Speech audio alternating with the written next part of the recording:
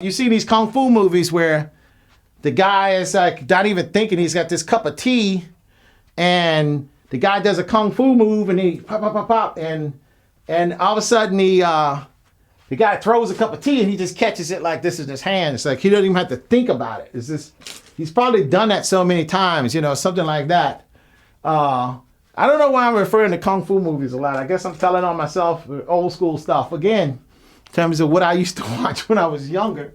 Not a lot of kung fu movies, but I do have a kung fu movie collection right now in this very studio that I watch sometimes. And so it might not be the most intellectual movies that I could watch. It might not be relevant to a lot of stuff that you guys are interested in, but they entertain me. You know, I like them. I like the athleticism of the actors. And I actually sometimes like the storyline because I feel like I'm learning a culture too. In addition to that, I feel like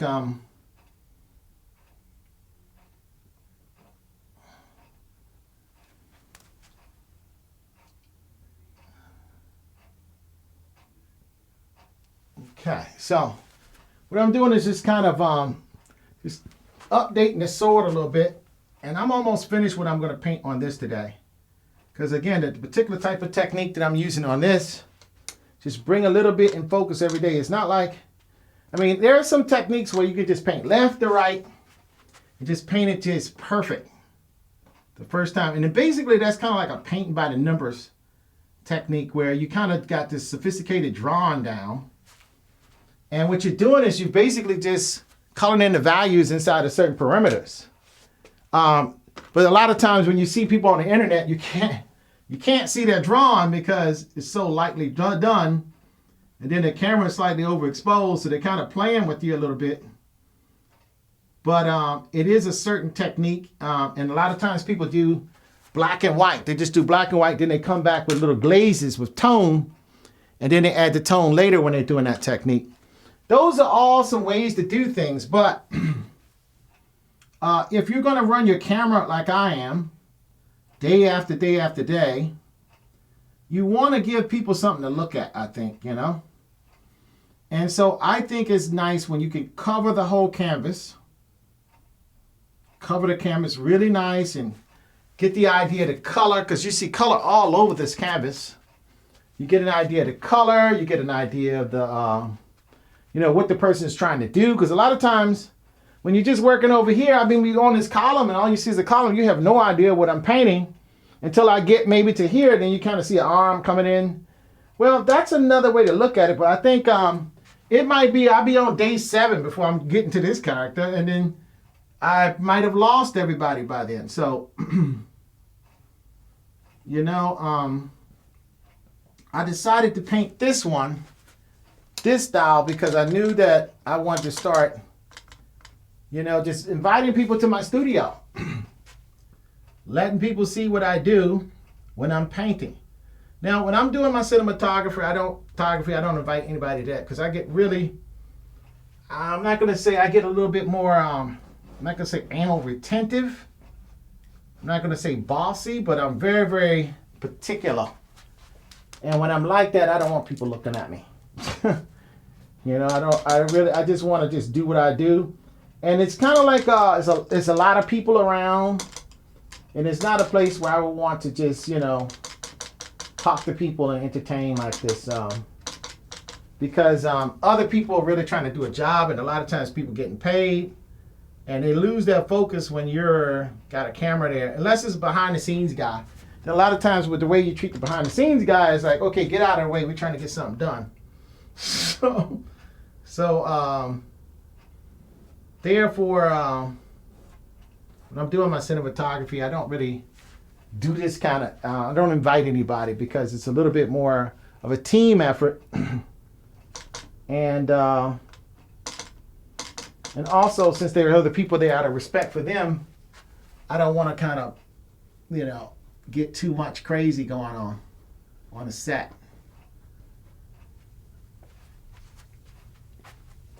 Okay, so also when I'm painting on some things, sometimes I just my palette gets messed up. You know, you saw me build this palette at first.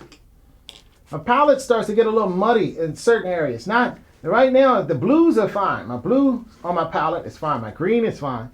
But when I get into my titanium white, my light yellow, my cadmium yellow, they're starting to get all blurred up and kind of like muddied up on my palette. So what I do is I take this palette knife here, and I have a glass with white behind it on a piece of wood. And this is my table palette. So I have my hand palette, which is just basically a piece of very thin wood cut into this liver shape with a hole in it for my thumb.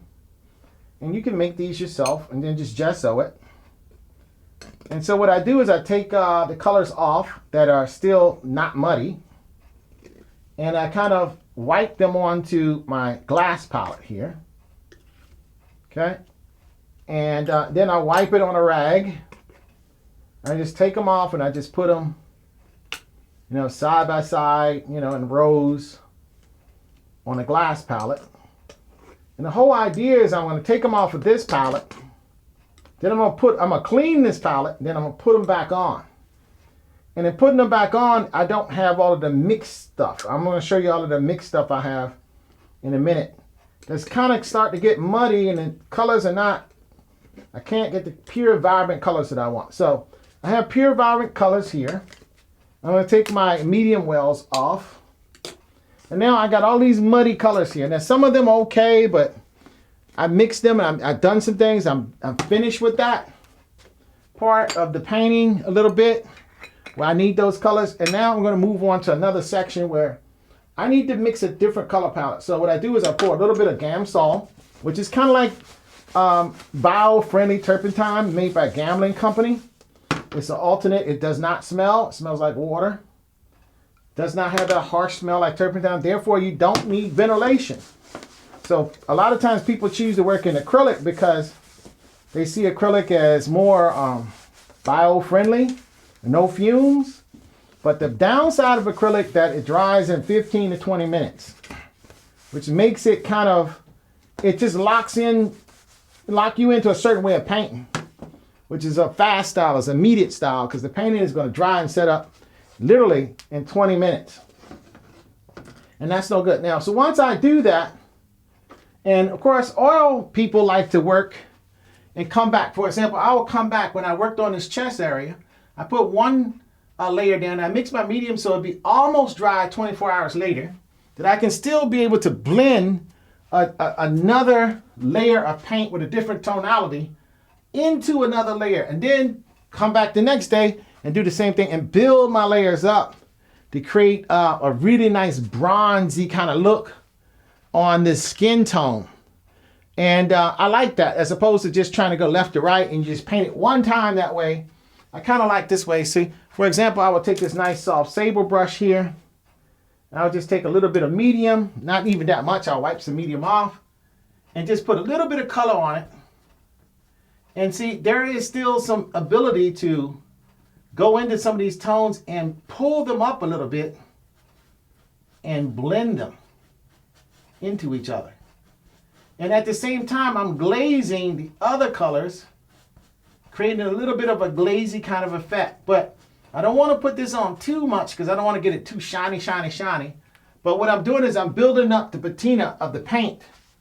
I'm building up the effect of the paint. And especially if I see areas that's kind of, some colors absorb the medium better than others. In other words, some colors look more shiny than others, just naturally. You got to put more medium in some colors. Well, this way helps you because you can go into those flat colors. You see like I'm doing it here? You can really pick them up. And you see they just become more intense. I'm not using really any paint here. I'm just using some medium, and I'm hitting the medium over top the color that's really, it's 24-hour worth of color that's set to dry in 36 hours. So it still can be pulled up, but not that much. You really have to bear down really hard. And you can see what I'm doing here is I'm not bearing down hard at all. I'm just kind of lightly scumbling and adding texture and adding a patina to my paint.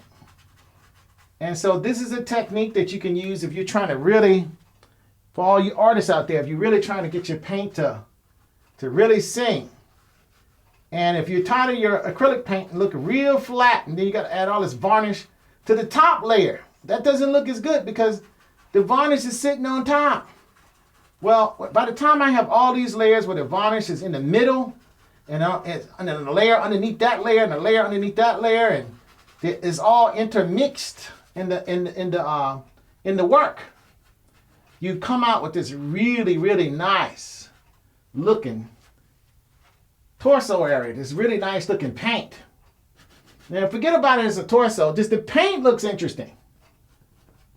And also you can just do a little bit more with what's already you did, the thoughts you had yesterday. You can just go in there and pick up what you will without really destroying it.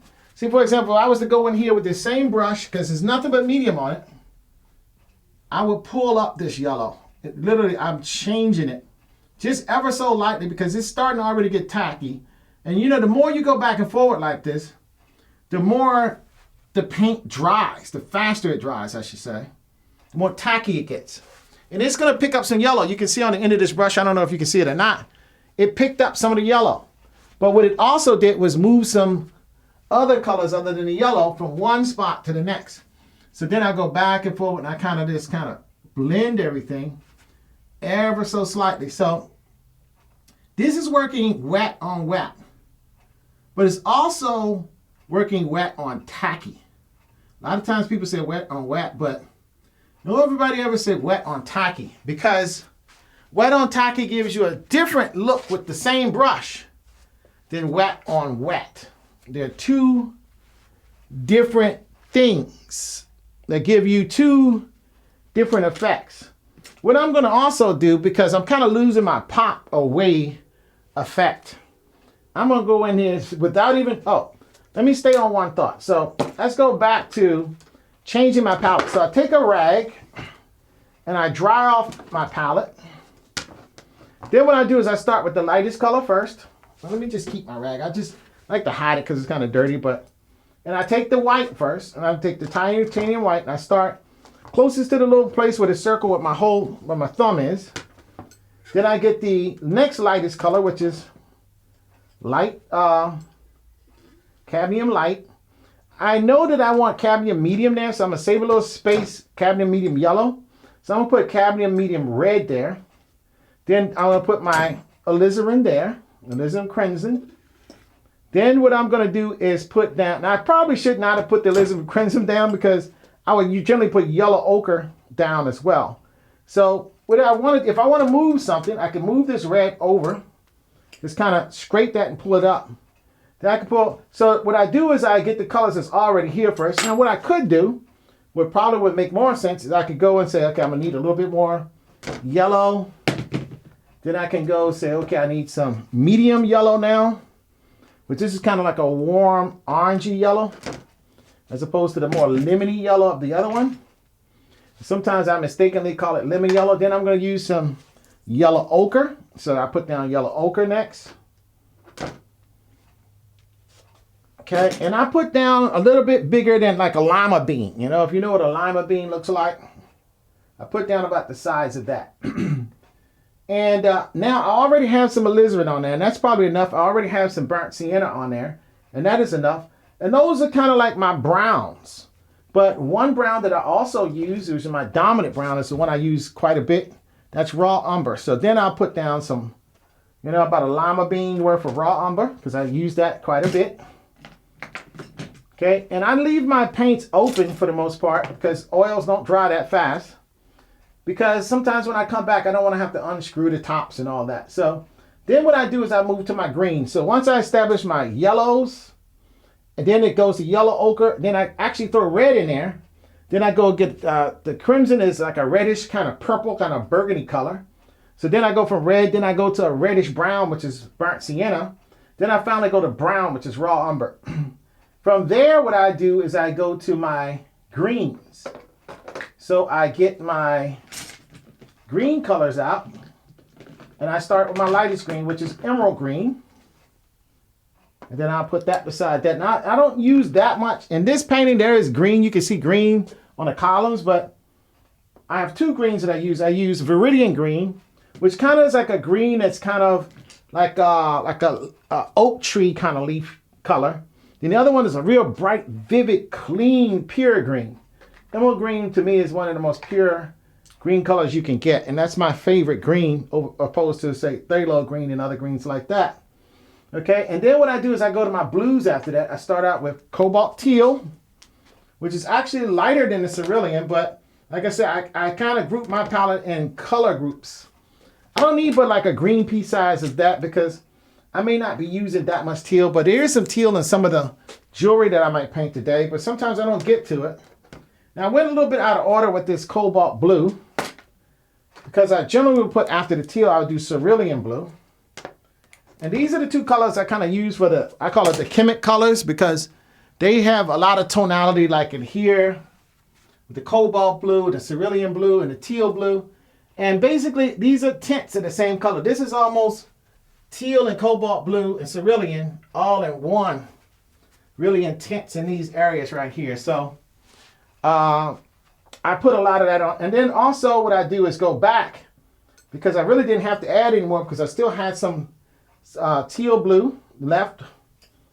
I also had some cerulean blue, but it was a little bit dirty. So what I do is I put the dirty one in front of the clean one I just put on. And the ultramarine blue, it doesn't even matter if that's a little bit dirty because it's so dark. Nobody's going to notice it anyway. And also, artists sometimes have this thing, they don't want to have like a pure color too much out of the tube because then it looks, if you're painted out of the tube, it looks kind of amateuristic. So a lot of times you would, you want your paint to get a little bit mixed to look like you at least done some mixing. But in reality, a lot of times I tend to like my paintings applied almost straight out of the tube as much as I can because the colors do get dumbed down and I like my colors to be very, very intense. I like to have them have a lot of luminosity and the hue. I want the intensity of the hue. And I'd rather have my colors on the side of too intense as opposed to the side of too subdued. Because I just think it grabs you, it just lightens your retina up. And that's a nerve. That's your nerve to go to your brain. It's actually closest to your brain. And it's a major nerves that go to your brain for sight, you know. So I want your retina to really, really vibrate. To me, you wake the person's brain up, you know, like that. Now, also with the medium, since I clean my palette, you can see this is how my palette looks with titanium white, lemon yellow, cadmium yellow, cadmium medium yellow, yellow ochre, cadmium medium red, alizarin crimson, burnt sienna, raw umber, emerald green, viridian green, teal, which is like a bluish teal, cobalt teal, cerulean blue, cobalt blue, ultramarine blue, oxidine purple, and Mars black. So those are my colors. Now what I do is sometimes I just have to waste the medium that I have in it, and it's no such thing as waste. What you don't want to go on your painting, you don't want crap to go on your painting. So it's not so much what you put on the painting, it's also what you don't put on the painting. And some people just say, okay, I would just use all this medium up, and they save themselves about $2 or $3 worth of medium, but they put, you know, what I consider $100 worth of damages to their painting by using dirty medium or medium that's got too many colors mixed in it, and it starts to become brown or gray and muddy and muted and not pretty. So I like to keep my medium clean. Certain mediums like linseed oil is used for a certain reason. And say stand oil, which is an extra refined linseed oil called stand oil that's used with oil painting. It has like a 4-day dry time, a 24-hour period dry time. However, it dries almost crystal clear. I mean, 500 years from now, if you're using stand oil, you'll come back to your painting and it will not yellow. Now, people who use refined linseed oil or certain oils, especially when you're an art conservator and your job is to keep the antiquities or old paintings, you know, from deteriorating and from getting dirty and looking muddy, and your job is to restore paintings, oftentimes you know that when the guys use certain oil paints, the colors over time can get less vibrant. In other words, they're mixed with brown. And so if you have an intense yellow like this, the yellow will start to look like beige. And then the orange will start looking like a very different kind of brown. And then your dark browns would almost look really black. And then, of course, what people do is they have varnishes they put on top of that. Now, the varnish is meant to be a protective layer. It's also meant to be a layer that can be removed by someone later and cleaned, and the painting clean. And you want to clean the oil because the oil is a resin. In other words, it's a crystal. It's the liquid crystal. You're literally, this oil that I'm putting in now is from a flower, but it's kind of like amber from a tree. You know, if you see the mosquitoes from the ancient prehistoric mosquito in amber, this is a man-made version of that from a flower. It's made by a company called Gamblin. Of course, this is made from linseed oil, which is another plant. And you can see that this little bit here is clear. So what I'm going to do is I'm going to take first this. You can see this is brown. Now the thing about this looks brown in a jar, but it actually dries clear. And it's got a little bit of brownness to it, but it doesn't really. I'm putting such a little bit in. I'm putting the size of a dime in there right now. So this is such a little bit of oil. This is not a lot of oil. It's already like walnut oil or sometimes linseed oil, depends on the paint that is made, because the paint is a powder that's ground down really fine. And then they put walnut oil in it in some paints. And some paints, depending on the company, they use various other oils like linseed oil. And who knows what other kind of oils they use. They have their own secrets, you know, because that's why you would buy one person's oil over the next. Okay, then I'm going to put just a drop or two of linseed oil in there. That's going to give me the perfect dry time. Also, it gives me what I consider to be the perfect color. So it won't be as brown if I just use straight Galkit. And it won't dry. It will dry faster because there is some Galkit in it, because Galkit dries within 24 hours. And my studio today, I don't know if you could tell, I'm a little bit, it's kind of warm. It's about 74 degrees in my studio, Fahrenheit. So there we go. And so what I do is I put a few drops of just regular straight Gamsol here for cleaning my brushes in the other well. And I'm ready to paint again. So now, this is part of my painting procedure. It seems like it's time consuming, but it's necessary because now I have very clean colors to apply to my paint. So you can see my palette, my painting. My palette looks like my painting. My colors are still clean. My palette is clean and my painting is clean. It's not all muddy and brown and nasty looking. So that's one secret to keeping really, really intense, vibrant colors. And I can always, at any time, dampen down the color by putting a thin coat of a muted brown or a muted gray. I can always just put a thin coat of just Gamsol. I don't even have to put any, medium in it at all. I just use Gamsol. And Gamsol is going to make, just using Gamsol in your paint is going to make your paint dry matte. Very, very matte with no shine at all. Other than the walnut oil is going to provide a little bit of luster, but really that is just designed to give you some, the ability to actually, you know, like toothpaste. You can mash it onto the painting surface. So now what I'm going to do is go back with my brushes.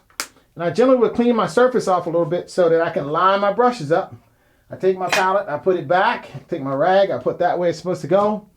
And then I get my favorite brushes out and I wipe it on my clothes, of course, to clean them very, very quickly. And my clothes is a rag. I do use my clothes as a painting tool. Some people don't do that. They like to stay really neat. And what I do if I go in other parts of my studio where it has nice furniture in it, I literally have another set of clothes in the other room adjacent to this one. Kind of like Mr. Rogers' Neighborhood. And if I know I'm going to be over in that section a long time and touch a lot of things, I will literally change out of this put on my walk around clothes, and then walk around. So that's kind of like one of the things I do. And that's why I use my clothes like this. So I'm only dressed like this when I'm painting. I'm not dressed like this just all the time, or even like, say, for example, if I took a break in the next hour or so, I'm not going to be with this clothes on. I'm going to change. I'm going to change into, something I might turn on the news or something. I don't really have cable TV. I just have whatever comes over the air, because I don't watch television that much. And so I shouldn't even say I'll turn on the news, because I won't. Because I don't like to watch the news. It's kind of, it's a lot of sensationalism, and it just have you going every which way, So what I'm going to do now is I had something I wanted to paint, but now I forgot what it was because I ran my mouth so much. Okay, so so what I have now is I'm making a little glaze. And the glaze is just something in this particular glaze, I don't want even that little bit of oil I put in. I don't want so much oil in it.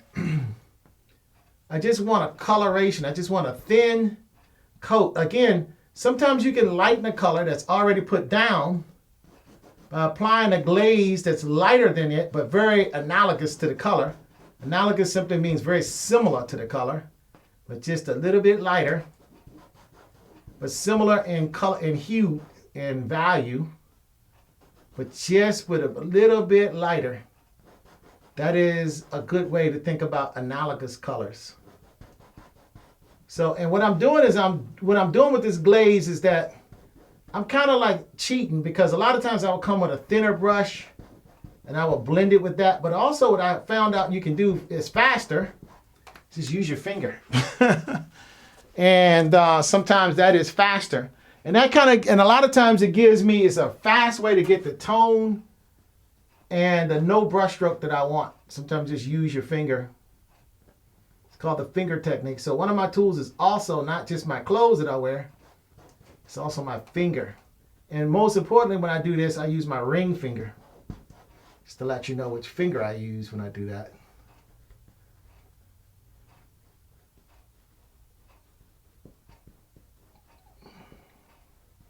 And this is kind of similar to what I was doing in other parts. I'm just going in with a glaze. And this is how when I'm starting to refine things, I'm doing this more and more. I'm not painting the real heavy, thick paint like I was doing in some of the earlier painting sessions, where I was just laying down really nice impasto and putting brush strokes in. At this point, what I'm doing is I'm glazing. So this is my glazing technique, which involves my finger. Sometimes it involves a rag. Sometimes it involves a brush. For example, it may involve a brush like this, where I would just hit it with a little bit of tone. And I just put a little glaze of a tone that I want. In this case, I'm kind of making like a fleshy color tone. And that flesh color is not as reddy as I want it. Red. I say ready like the word ready, but I really mean red. And what I do is just use my finger and just kind of put a nice thin coat. That's why I use my finger, because I'm mashing it into the existing paint. So that color can be a nice thin coat as opposed to a thicker coat. I do not, at this point, I want a bunch of little thin coats. I don't want thick coats now, because I already have some pretty rich, I call it rich paint down. And so what I'm looking to do now is really kind of tone this, everything that I have, I want to do some toning. I don't really want to do a whole lot of actual painting at this moment, but of course I don't want to put any wrong colors down either. So I just want to do some toning. So this is what I do when I tone things. I'll just add a little splash here and there, different little places, to add a little warmth in one spot and a little not so warm in another spot, or maybe a little lighter.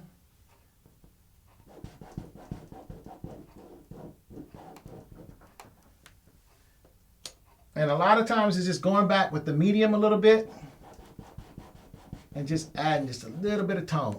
Okay. Now in this face area, it is kind of like a little weak. The painting is a little thin here, because a lot of times I do like to paint faces kind of on things this big, sort of, not last, but I like to hold off. But also I like to build as well. You know, just add a little bit of glazing and just kind of build. So this is what I'm going to do with this one. I'm just going to make it so his face doesn't look so flat, but just adding a little bit of modeling into the cheek more. So, and I'm just going to touch a little bit over here. Then I'm going to get another soft sable brush, a bigger one though, but a clean one, most importantly. And I'm just going to get a little bit of burnt sienna, just a little touch now. And then I'm going to mix a glaze with that. And then I'm going to hit that just on this side of that raw umber that I just added. And these are two glazes, one with burnt sienna and one with raw umber. And basically what I'm doing is just building into the shadow here. And this is just building into the shadow. Because I want this side of the face to be darker. I don't want it to be, because if it's not darker, it's going to start to look too flat. And I want this to recede into the darkness of the shadow of that side of the face.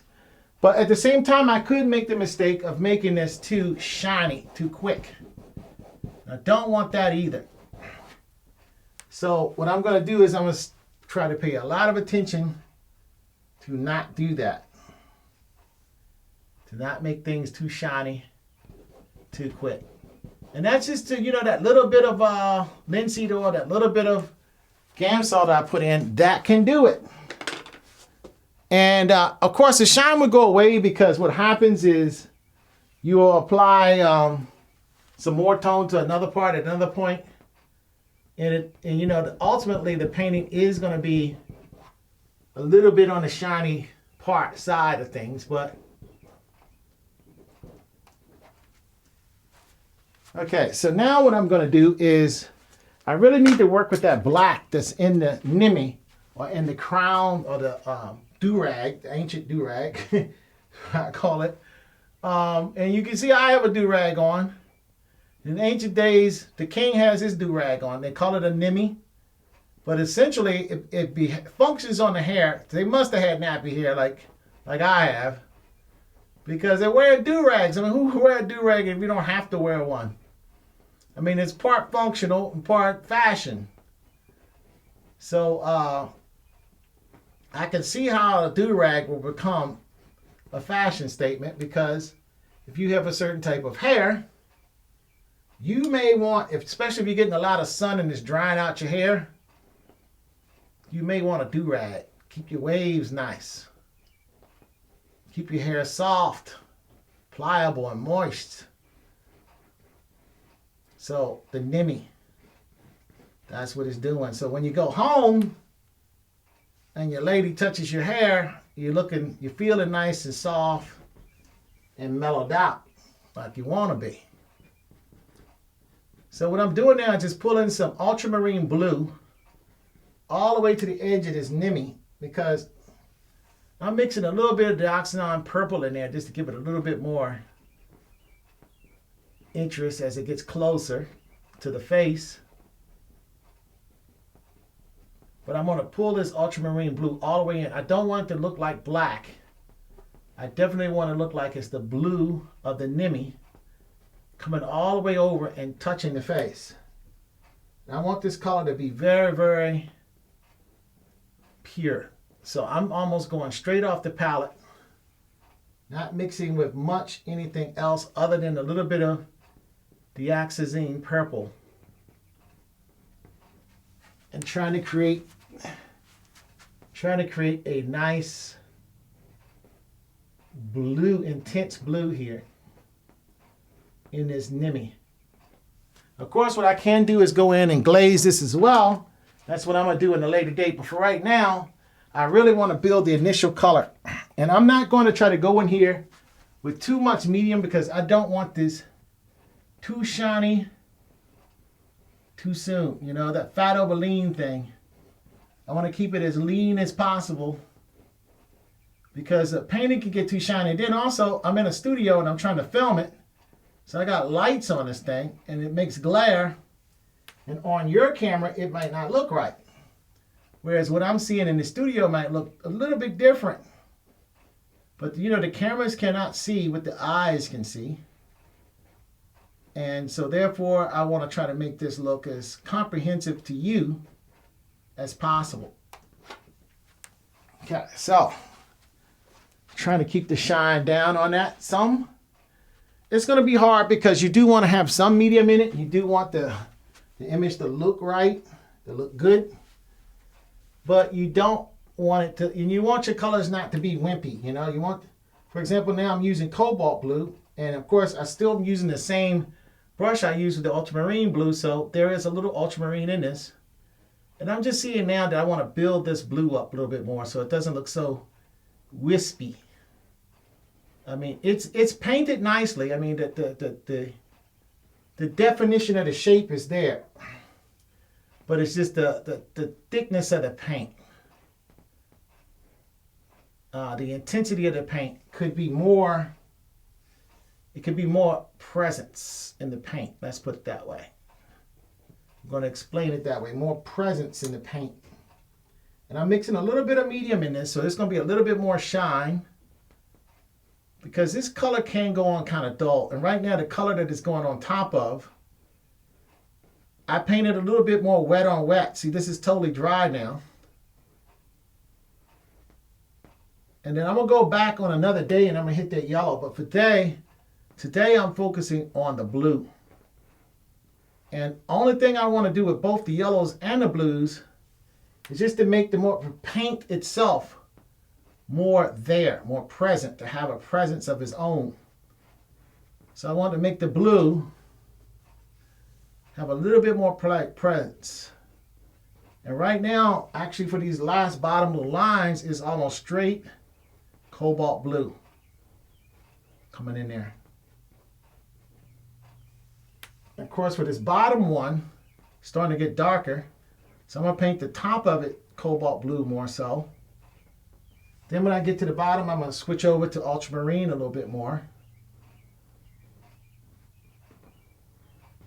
And then on this one, it's going to be the same coloration, but just more blended. Ultramarine and cobalt right here for where it connects into here. Now, that blue just looks a lot more rich, intense in there, which I like. I mean, it looks good now. The tone looks good now. But I don't want a wash-looking paint. I want the paint to look like I painted it that tone. Not like I just gestured it in. Because like I say, I like the paint and it kind of gives me the energy of where I'm going with this. But then I go back and actually paint that gesture. So I still am able to capture the energy, but the tones and the shapes look more painted. At least that's what, yeah. So now I'm painting, before I was painting more in the browns when I was working on the chest area and the flesh tones. And now you see me working more, obviously on the blue side of my palette, but in the blues as well.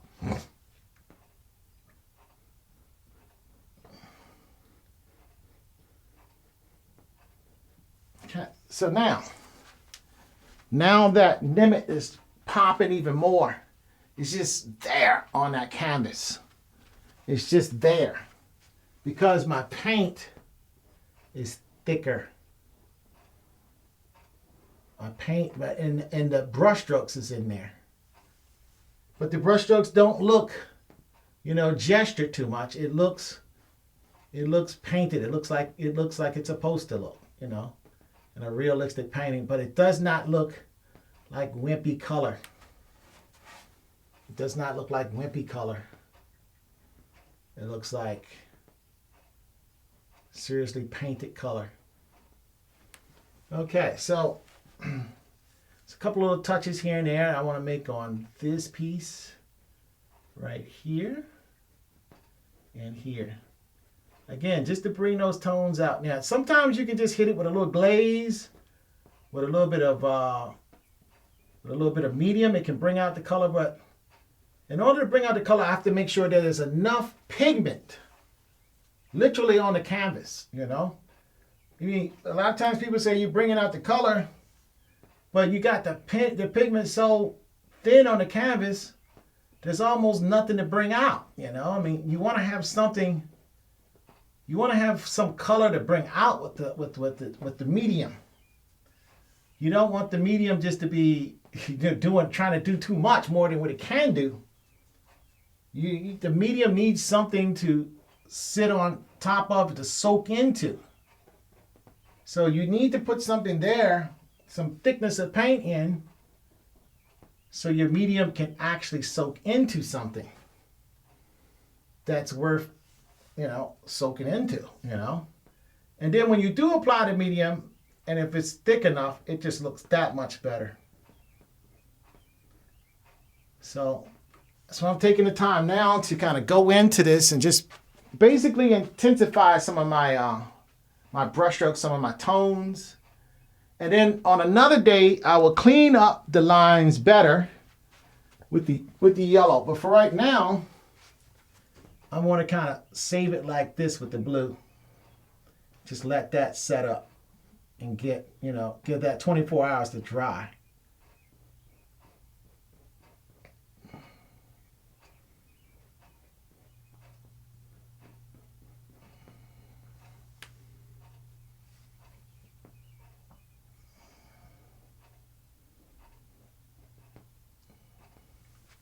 And just make the paint look interesting.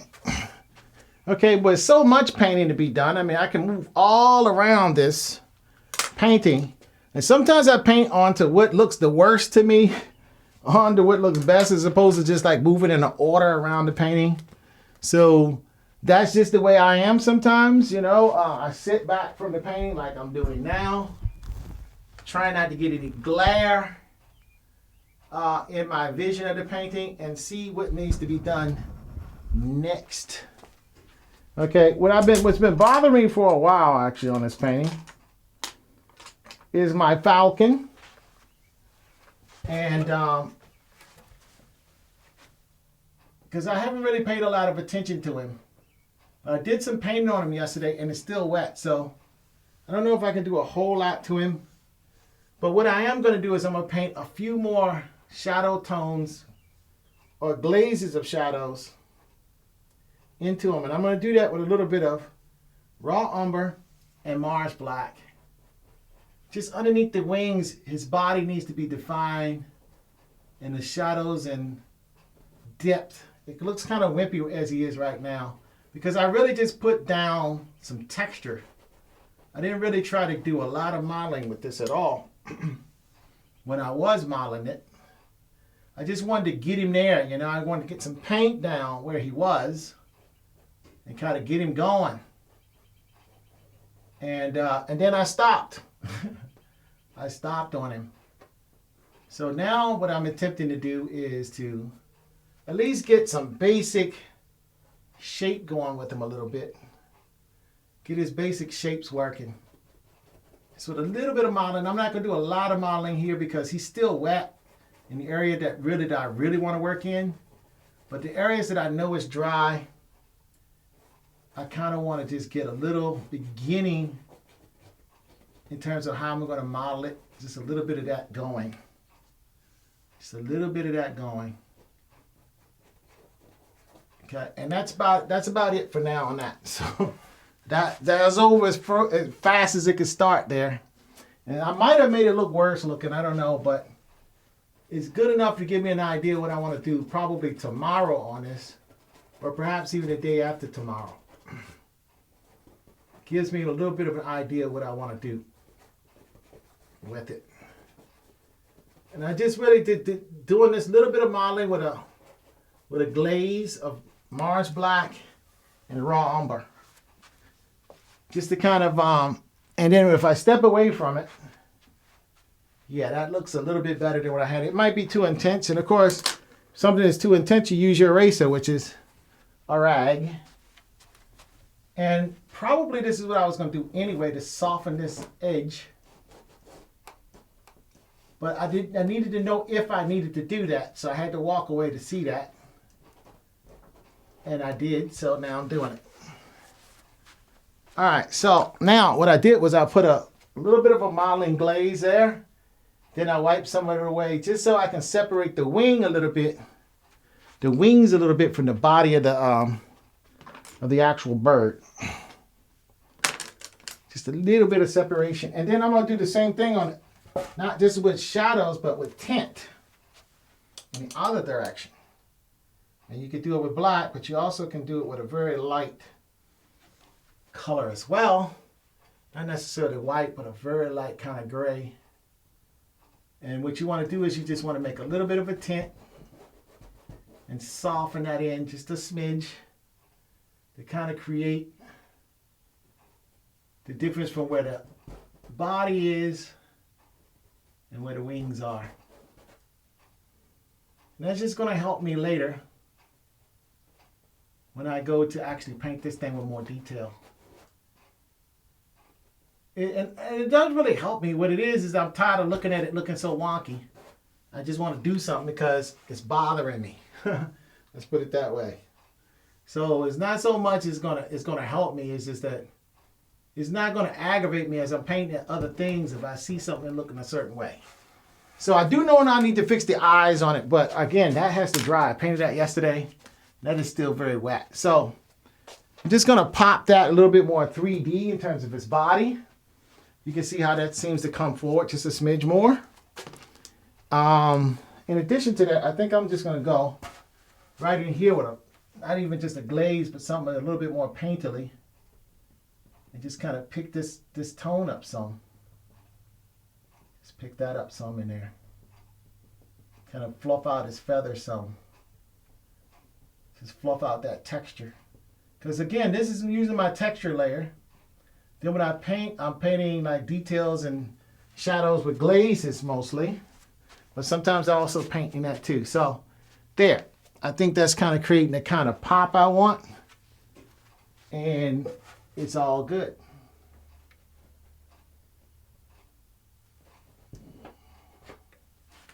Okay, so let's see. Denise Porsche, how you doing? Demita Watson, how you doing, Demita Watson?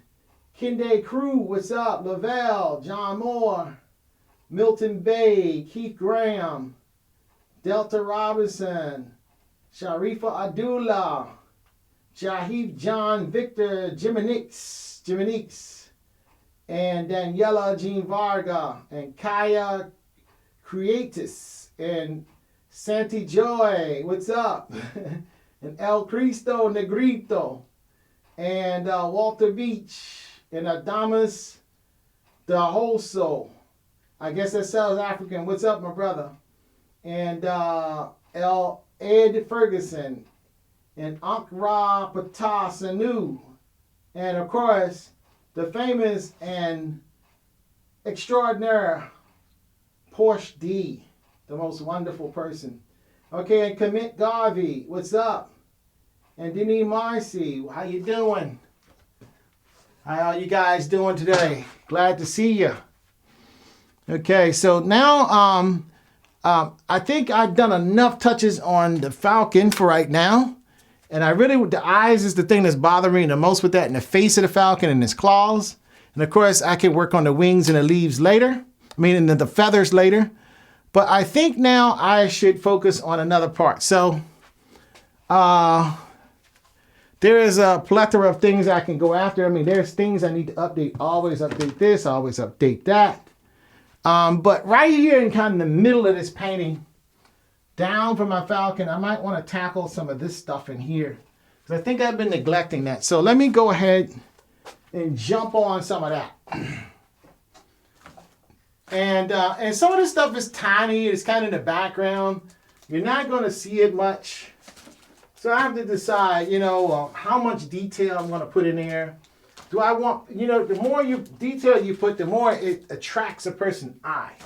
The eye just is going to say, wow, there's a lot of detail right there. Let me look at it. Your eye wants to know, because it comes when we was in the jungle a long time ago in Africa and something was chasing you, wanted to eat you.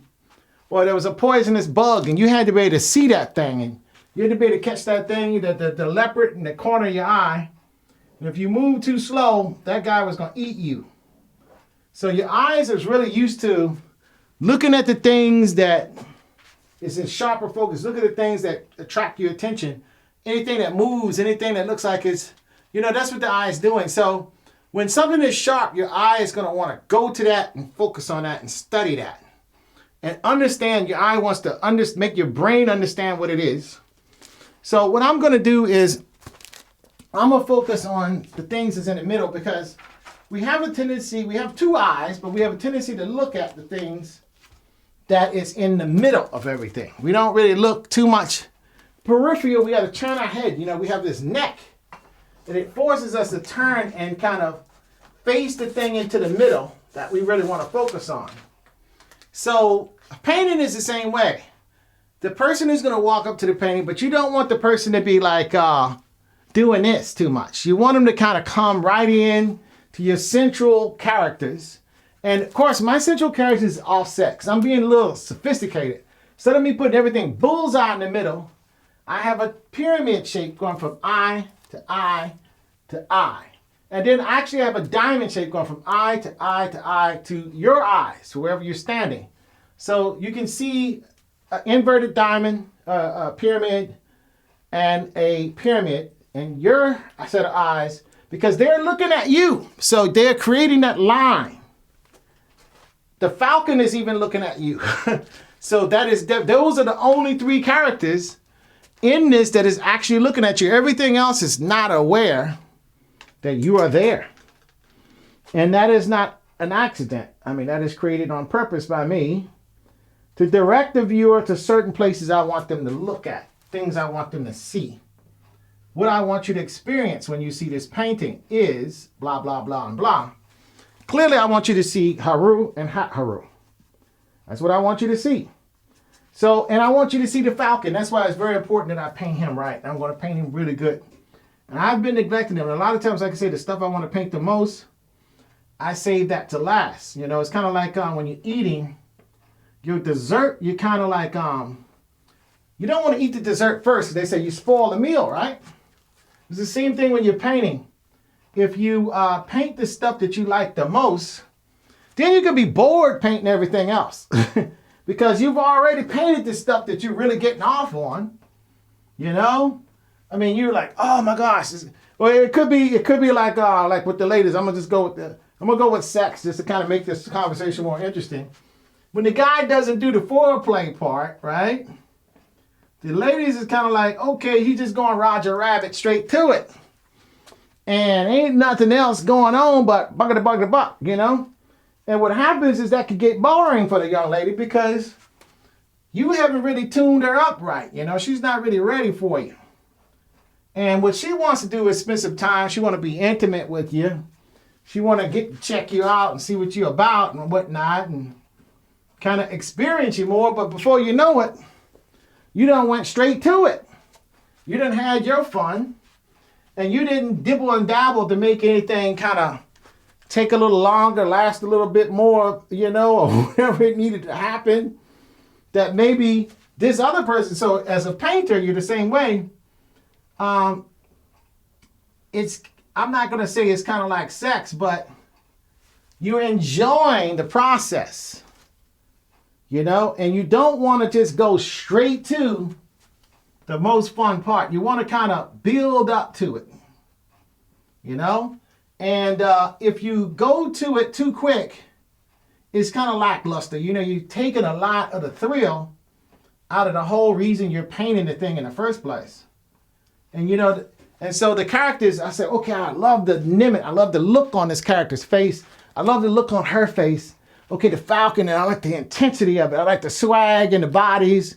I like everything that's going on. So those characters I want to spend the most time with toward the end. And that's what I'm really enjoying the painting. But all of the boring stuff, and this is from a man's point of view, all of the boring stuff you do first, that is to set it up so it's going to be that much more fun for both of you when you actually get towards the end of everything, And so that is the best analogy I can use to describe And I hope I don't sound like vulgar or messed up on that, because I'm not trying to do that either. But that's the best way to describe not wanting to paint your favorite parts of the painting first. What you want to do is kind of work into it. You want to work into it. You might splash a little bit on it. You might go to it a little bit and then jump up off of it a little bit, you know? But you want to make it kind of so it's just not, you're not playing one note. You don't want to be Johnny one note, you know? And of course, your painting is boring because you painted all the good stuff. Now you got to go, it's like pulling teeth. You're painting all this other stuff, you know, that you're not really, you didn't want to paint that. You know, that's not the whole reason you painted the painting. I didn't paint this painting to paint the people on the little canoe right there. You know, that's paddling on the Nile River. I mean, to somebody else, that might be very interesting. But to me, that might be very boring. So it all depends. If something is boring to you, you're going to paint that first. And but if you see somebody come into your studio and they say, oh my gosh, and they say, oh, the people on the boat there, and you're liking it. You know, if they're in my studio, I'll start painting on that because why? The person is talking about that and they like that. They're drawn to that for whatever reason. And they're in my studio and I'm a little bit of an entertainer. Artists are entertainers. Except for our paintings are static. And once made, they're made. So everything in your show has to be done planned ahead of time, you know? It's not like you can go, okay, you know, it's not a performance piece. Performance piece is happening right there in the now. You know, performers, you got to come to the event. It's an event. An artist situation is not an event. It is it's something that's planned. It's like, and what you're going to do with that is you're going to look at it. And then your eye is going to dance around the screen. And that's when the performance happens. The performance is happening with visual arts in your mind space, in your head. I think that's why I like some of the Kemet stuff I see on the internet so much, because oftentimes I'm dealing with stuff that's in the mind space, that's in somebody's head. And then a lot of the stuff that we talk about, third eye stuff and your own realities and stuff like that, that's some art stuff, man. That's some high-end fine arts, visual art stuff, man, big time. I mean, fine artists have been dealing with those kind of concepts for a long time. You know, virtual worlds, mind space. Your reality is what's in your mind, so you push that out into the 3D world, which is a painting. In my case, it's a painting. And then others can participate into your mind space. They're actually entering. I mean, this painting came out of my mind. And in order for you to know my mind, I had to make this painting. Otherwise, I could talk about this painting and you would come up with ideas, but it may be different from what's in my mind. But once I paint this is exactly, then depending on the skill of the artist, this is exactly what I wanted to say. I don't have to suppose this is what I'm going to say. It is, because it exists. It's an image. It's visual. It's physical. It actually is in the physical world. So it is an existing item. So that is the communication of the mind. That is Daut, thought. That's what it is. So in a sense, if you're an artist, you're using the principle of Daut, thought, and thought before time, before you finish it. So let's go with thought before you finish. So you are basically a creator because the thing doesn't exist, but you have imagined it. So in the beginning was the Word, and the Word was the artist. And all that exists happened from the mind of the artist, from the Word, because a written word implies that the God has a hand. And I don't know if God had a hand. I think he just had thoughts. And then a verbal word would assume that God has a mouth and sound waves have to hit and he has to say something. But I don't think God has a mouth. I think the God that created the universe has something different than that, I would think. I mean, I would imagine. Since a mouth was created by earth and it existed before there was earth, and then all different kind of mouths on all different kind of creatures, I'm just assuming, okay, I'm assuming, just using my imagination again, and there may be another painting of mine. What is God, What does God look like when he's creating a universe? I mean, does he have a mouth? I know a lot of people depict God as a person. Well, if the God created the person, why would the God, now I know that they say that God was creating the image of a man, or a man was creating the image of a God. But if God is a person, and a person needs a mouth to breathe, to eat, that if you have a mouth, it assumes that you have to breathe with that mouth and eat with that mouth. So does God have a necessity to eat? Because we know that the mouth has a function. And that function is to eat, to consume and break down and process food. And then if God is sitting on the throne, that means God has a butt. And what do you do with a butt? Well, a lot of us every morning have to go, or every so often have to go use the restroom. So that would assume that God has to use the restroom. Because he's sitting on the throne, that so means he must have a butt. So I think we got to get in trouble when we start giving God human attributes.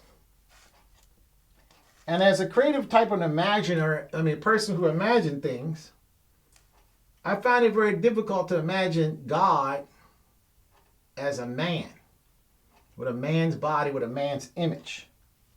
Especially when you look at all of the creatures on earth and you see such the variety of creatures.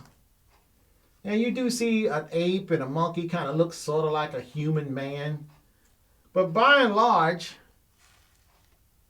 humans look kind of different from other stuff. We look different from the tree. That's a living being as well. Look different from the fish. Look different from the turtle.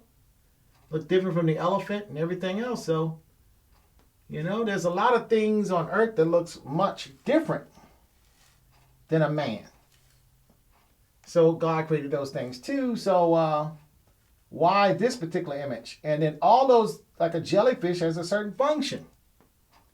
And its function has to do with the way it lives. So it's hard for me to imagine that a God exists with a human body. That would assume that he needs the same thing a human needs in order to live, in order to survive, in order to conduct business, And that would assume that he exists in the 3D world like we do. So if he doesn't exist in the 3D world of earth like we do, he's a spirit, I would assume that God does not have a human body. As an artist, that's what I would assume. He doesn't look like the Michelangelo God touching the hand of Adam, because it lowers the God to the same level as a human. He's basically very, very finite at that point, because he can only exist in one spot. He can't be omnipotent. He can't be all powerful because he exists in one place. So something else that exists somewhere else has that ability that God does not have. So it's impossible for God to have a body, else God would only exist where that particular body and mind is. Now, the concept that God could be a human with a body at the same time not have a body, okay, that's possible too. We can imagine that as well. But at the same time, it does kind of also would suggest that the human, of all the creations out of the universe, now we're not just talking about the creations out of,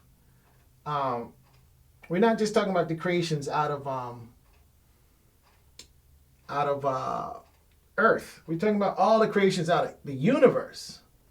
All of the forms, that's out there. Why would God just choose this one form? Then when we see, some people believe in aliens. I had a conversation with someone, and maybe that person might be in this room right now, and they know who they are. They say aliens exist. And I almost wanted to argue with this person, but aliens, the ETs don't look anything like us. They have a head, but their head looks much different. They have eyeballs, it looks much different. Why don't a God look like that? And then you have, if you ever familiar with some of these shows like Star Trek Lost in Space, where you have all the tribbles, you have all these different other kind of beings that, different kind of bodies, That's using a little bit of imagination, because we have to assume man has to assume that the God looks like him all the time. But suppose the God did not look like a man originally. Because, you need feet to walk around. I need feet to move, but a fish needs fins. So, does God live in gravity? Where it's dependent, that's how a foot is designed to work. A foot needs and requires gravity. So now you're assuming that God needs gravity because he has feet, just like you have. And he's doing these things with feet. So to me, you're kind of limiting God in terms of the perspective of God. You're limiting what the God is, And the God now is more finite. The God is closer to you, and you're a very finite thing. You have flaws and weaknesses because if God has a stomach, then he can get a stomach ache because you can. God has to use the bathroom because you have to use the bathroom. Well, he's a spirit, so he has like a spirit body, but the body has this shape because it has a function, with design and art and designing thing, form follows function. I know people say, well, does form follow function, does function follow form? Form follows actually function. Function comes first, and the function dictates the form. So if you're coming up like with a fantasy world, you have to imagine where the form is. What is the controlling elements in this world that creates the form? You have to have controlling elements, and on Earth is gravity. Gravity controls a lot of the way a lot of stuff work on Earth and the way things look on Earth. So these things are the things you think of as an artist that kind of messes with the concept that a lot of people have of a God. Because they're always going to depict God as some type of older, grandfather-looking figure. Almost always when you see God, it's an older male grandfather figure. Well, actually, as a grandfather is going to be male, but the God always looks like that. Almost everywhere you go, the God is a male. Why? Why is that? I'm not talking about the goddesses. I'm talking about the ultimate God. The boss God is always going to be the male, it seems like. Now, I could be, you could give me a culture where that's wrong, but the God isn't a male. And I do know in the European tradition, Odudamare, who's the ultimate God, Alakun, is neither male nor female. And that's a whole different kind of concept there, And I kind of like that idea better than some of the other ideas that God is definitely a male. Because now if the God isn't a male or female, that makes more sense. So now God, at least in terms of his breast, it won't look like a man's chest, and it might not look like a woman's chest either. Then now you can start to use your imagination. You can actually say, well, what does God's chest look like? Because he's neither male or female. So you do some kind of combo, which I think is narrow-minded. You're not stretching your imagination enough. Because all you did was just say you added two things together.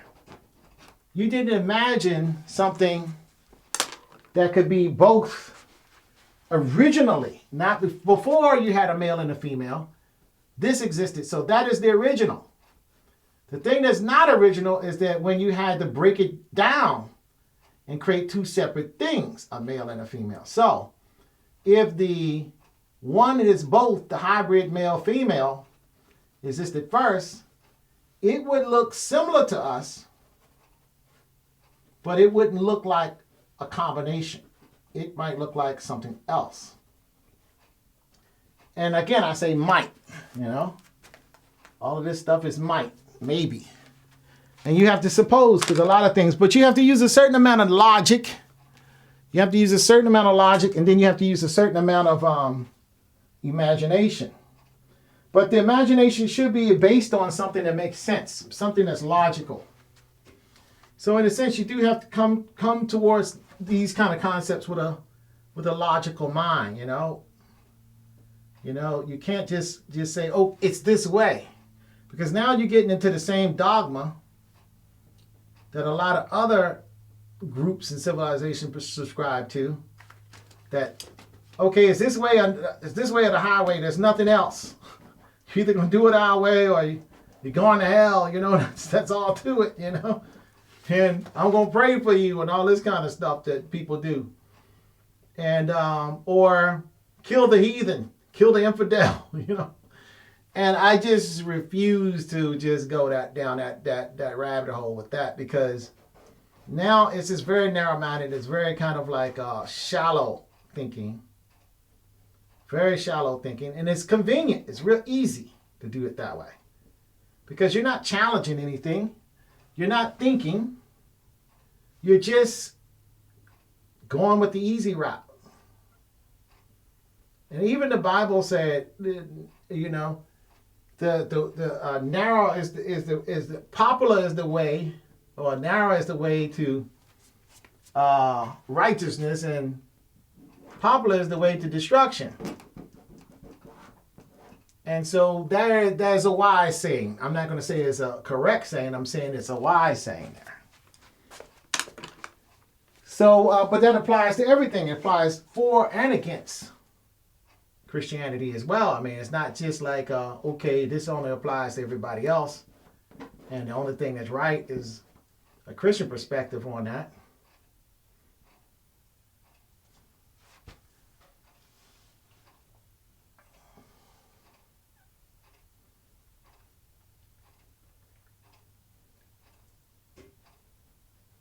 Okay, and I might be talking too much, and I don't want to mess up something I've already painted pretty good by not focusing. So just let me do a little quick focus here, and I'll get back to those thoughts. Okay, so now I think I'm good. I'm going to leave that alone, and I'm going to go to something else. I'm going to go back to what I was working on. So anyway, when you're coming up with these little virtual worlds, when you're trying to do your creative stuff, you know, you always playing with concepts. And these, of course, this is playing. This is nothing that I'm so serious about. It's not like, hey, I'm preaching this and it must be this way. Because again, that's very dogmatic and that's not open-minded. And you're not learning anything and you're not helping anybody being that way. And you're definitely going to have, you know, a small concept. And then, of course, as an artist, you do want to have, I keep using it. Somebody on my YouTube said, you keep using the word artist. Well, I am doing artwork, you know. But as a person with a creative point of view, let's put it that, a creative mindset, you do want to always keep your mind open. I think an open mind is like, there's a saying that I heard somebody say that the mind is like a parachute. It only works when it's open. And when you close it, it don't work so good. You might come tumbling down to earth in a very fast, rapid frenzy. That might not be the best thing. Okay, so what I'm painting now is the people in this little canoe. This little reef canoe here. And they're just underneath Het-Heru and Heru. And it's a man paddling, or he kind of has a paddle in the water or a stick in the water, and he's kind of like pushing this little reed canoe along so he can catch a good view of the king and the queen. And perhaps even the processional that's going down over there. So I'm just painting them in a little bit better because I had them blocked off, but I didn't really get the painting on them too much. So now I'm actually going to start to do a little bit more painting with them. Kind of getting them painted in some. And these are just little teeny details. So I'm using my 00 brush here because the details are really, really tiny.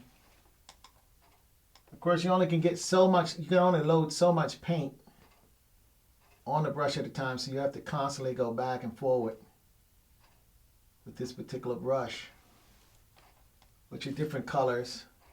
Put a little dab down and come back, get another little dab and backwards and forward. But I'm going to keep getting daps until I'm done.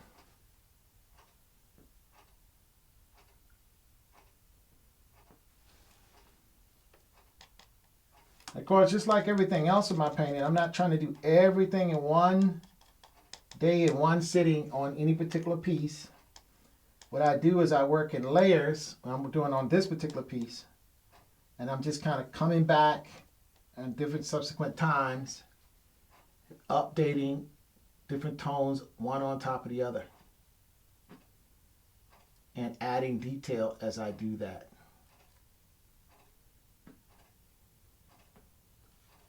And basically building up a paint surface, texture, a patina to the paint, so to speak. And a quality to the paint, I should say.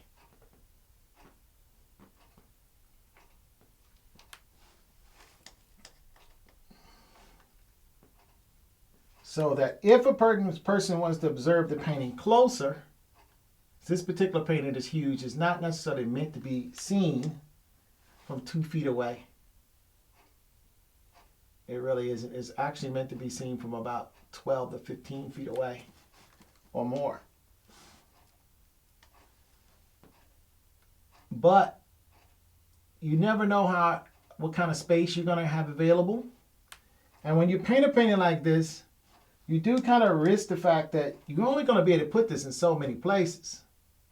I mean, there's not a lot of people with the wall space that can handle this and keep this in exhibit. I mean, and keep this up, you know. I mean, for every one painting like this, there's probably about 3 or 4 other paintings that you cannot put up because it's just so big. It's taking a lot of real estate in a museum or in an art gallery. So that's something you have to be aware of when you're designing these. I mean, you do want them to ultimately have some kind of place to be seen by others. You do want art directors to want to show the work, you know. And you don't want them to make a decision, well, I rejected your painting because it's so big, and then I had to let about 5 others go because your painting took the space of 5 little paintings that I really wanted to put into this show. So I'm sorry, I couldn't put yours into this particular show. So, you know, you got to think about that a little bit too when you're making a big painting like this, you know. Do you really want to have your painting so huge that you can't put it nowhere? You know, do you really want that? Is that desired? And when I designed this painting, well, actually when I first designed it, it was meant to be a 60 by 40 inch painting, you know, 40 inches tall by 60 inches wide. But what happened was I have so much in this painting, when I actually painted it that size and it was finished, I said, oh my gosh, this painting just must be bigger. This is just too tiny. And I'm the artist that did it, and I can barely, you know, the images in it need to have some breathing space. So instantly, this is a busy painting, but instantly what happened was I decided, okay, I'm going to go, and I bought the wood to build a stretcher because I stretch my own paintings. I don't buy any store-bought frames unless it's something like that I'm trying to do really cheap and inexpensive. You know, somebody wants a portrait done. They don't have a lot of money, but they want something from me. And I got a couple of stretch paintings laying around, and I even had a person that said, hey, I can even buy that stretcher. And they were just going to go to Michael somewhere, buy it at the El Cheapo Michael's frames, stretchers. Oh, I don't want to paint on that. But they thought it was something that I would paint on. And of course, that's a type of painting that that's the kind of person that I don't know if I want to paint for that person. You know, I mean, I appreciate they like my stuff, but if they think that my stretchers are made in Michael's in something store-bought, my stretchers are hand stretched by me. And I take a lot of pride in it, and they are made to last. I make my stretchers professionally, the way the masters made them. Time proven to last for 500 plus years. This painting would be on this stretcher and it won't come off for 500 years. At least that's my intention, or more. Could be 1,000 years, but since people have been putting paintings on stretchers on canvas, I don't think it's 1,000 years that they've been doing that. You know, before that it was on walls, like in Kemet. Paintings were on walls. They weren't on stretchers. I think it was during the Renaissance period, around 1500s. The painting was first done on wood, started going on actual stucco. You know, people would actually put cement walls up, and then they would literally paint color into the cement wall. And it's called fresco when you paint when the wall is still wet. Then the color literally dries inside of the cement. Of course, cement is very permanent. So the whole idea is to make a very, very permanent pigment that way. Because the pigment is literally embedded in the rock, the fake rock you create. It's also called cement. So that's that. And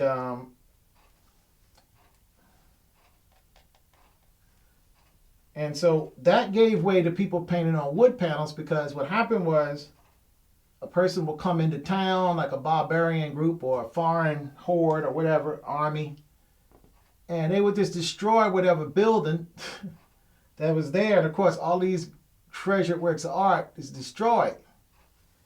So people said, we need to be able to grab this stuff and take it with us, because if we ever get attacked, we can just simply take it with us. So they start painting on wooden panels. And then when, say for example, the Romans or the Italians, whatever, say the Florentinians was fighting against the people from Mulan or whatever different regions would go to war with each other, they could just grab their treasures and get the heck out of town, then come back when all the scrapping was over and put the stuff back. You know, make their peace, put it back, as opposed to just having a bunch of rough military types just come in and just jack everything up, and it's all destroyed. Because they've been fighting, so they're really angry by the time they get into town. They don't care anything about your paintings and how much work it was, and this is a treasure culture heirloom. They hate you because their guys died trying to get into your country, trying to get into your walls of your city, and they just want to just jack up some stuff at this point. So there you have it. So stuff started getting put on panels instead of just painting directly on walls, because of the mobility. Because when some pirates or whoever came in to loot and destroy, the people could just kind of retreat inland a little bit and then come back when everything was over. And everything was still good, It was still all that, They could still, have their wonderfulness still intact from their culture. So, but then what happened was the panels, you start getting big pieces, the wood was heavy. So even though you could take it, they're getting out of town, they're still encountered because it's this big awkward thing, and they got a cart and a horse. It's too heavy. And how do you take this big piece down? So then they decided, hey, you know what? We can put it on stretcher canvas.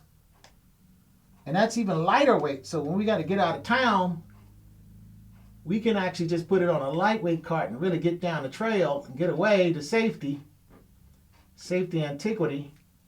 And we can even maybe pull it off the canvas temporarily and roll it up and store a bunch of these things and then get out of Dodge, you know?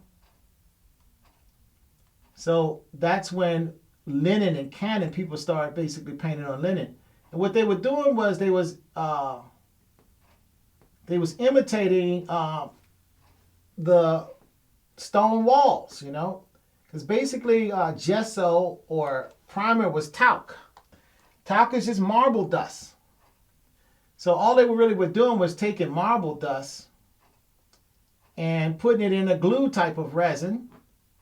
Because that's all resin is glue. Glue is resin, resin is glue. And they were basically letting the marble get locked inside of the glue. And that became what they primed the canvas with, because if you put oil paint, for example, on canvas, the oil will literally eat the canvas, because you know canvas is made from a biological living thing, a material, and so is the oil. And oil breaks down biological things in many cases. In the case of canvases, that's what the oil did, it broke it down. Therefore, you would, but you could paint pigment and oils into a talc type of thing. It's basically a calcium type of product, or marble, or nice marble dust. Basically, is what they did was so, and literally the paint would soak into that, and it would be just like the stucco. It would be very similar to that, except instead of them using like eggs as the binder, they can use tree sap and various plants and linseed oil and flax seeds and things like that to create the glue. And the thing about using the oils is that the oils was had a luster to it, had a shine, a shimmer to it, and that allowed the paints to take on a certain kind of luster, a certain kind of goodness.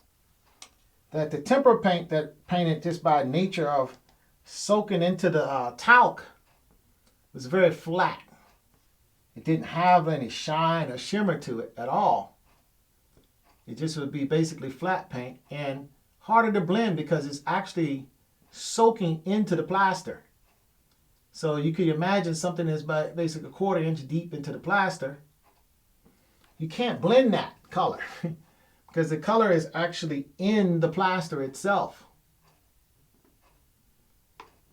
So harder to blend. But if you have a very thin, if you have something that's basically 2 centimeters thick of talc and glue, well, now you don't have to go that deep, and you can actually literally blend one color on top of the next. So now instead of you just working with the stone becomes the substrate, it becomes the support. And what becomes the actual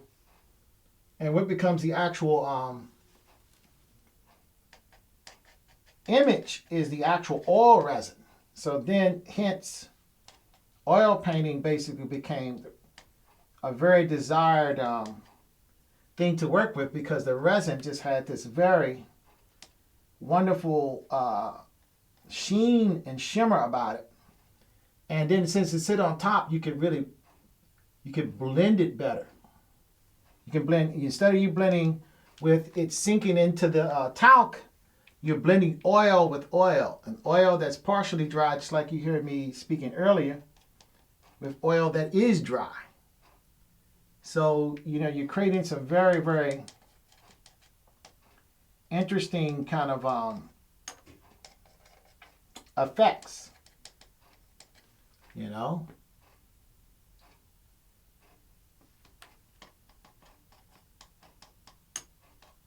in terms of just the shimmer of the paint. The paint starts to become very seductive itself, and I think that's the reason why oil just took over. It's the number one